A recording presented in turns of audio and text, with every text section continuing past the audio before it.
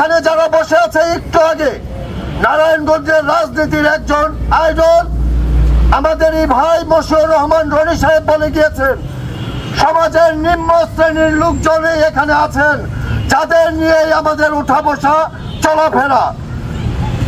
বিত্তশালীদের ছিল ওই শামীম ওসমানদের পাশে, এই গরিব দুঃখীদের খোঁজ রাখার জন্য আমাদের ভারপ্রাপ্ত চেয়ারম্যান জনাব তারেক রহমান, হাজী মুজিবুর রহমান সাহেব এবং রনিদের মতো যারা আছে তাদের মাধ্যমে আমাদের নির্দেশ করেছেন। আমরা প্রতিনিয়ত তাদের পাশে থাকার চেষ্টা করতেছি। আপনারা ভালোভাবে অবগত আছেন 5 তারিখের আগে এই অঞ্চলে কি হতো।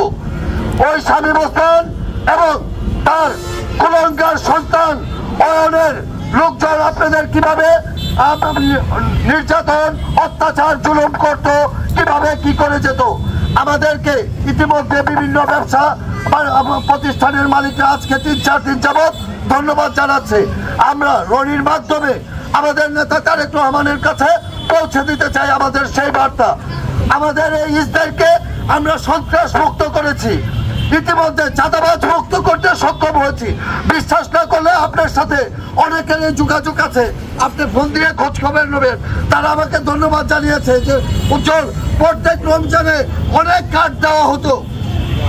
আলহামদুলিল্লাহ এবার আমরা 26 রমজান গেছে, কালকে বলেছে 26 রমজান চলে গেল, একটি কার্ডও আসে নাই।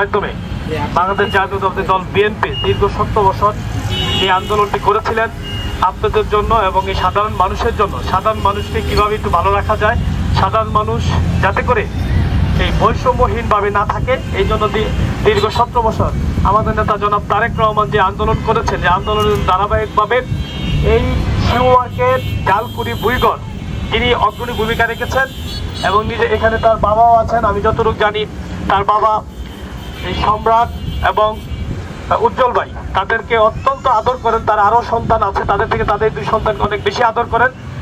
সবকিছু অপেক্ষা করে আমি এই আন্দোলন সংগ্রামে বৈষম্যবিরোধী ছাত্র আন্দোলনের 5ই আগস্টের আগে এবং 28 অক্টোবরের পরে আমি যাকে সবসময় আমার পাশে পেয়েছি এবং আন্দোলন সংগ্রামে যিনি সবসময় নিজের জীবন বাজি রেখে বুক উঁচু করে এই জনাব তারেক রহমানের নির্দেশে এবং আমাদের এখানে আমার চাচা আছে মুজিবুরের চাচার নির্দেশে যিনি সবসময় নিজের জীবন বাজি রেখে এই আপনাদের জন্য নিজের জীবন উৎসর্গ দিয়ে আন্দোলন সংগ্রাম করেছেন। আজকে দেশনায়ক জনাব তারেক রহমানের নির্দেশে যে কিনা নিজের পরিবারের কথা চিন্তা না করে, সমাজের কথা চিন্তা করে, আপনাদের কথা চিন্তা করে সবসময় নিজেকে উৎসর্গ করেছেন, যে নিয়ে এই আয়োজনটি করেছে সে উজ্জ্বল ভাইকে আমি আমার ব্যক্তিগত পক্ষ থেকে বাংলাদেশ জাতীয়তাবাদী দল যুব দলের পক্ষ থেকে সংগ্রামী শুভেচ্ছা অভিনন্দন জানাচ্ছি।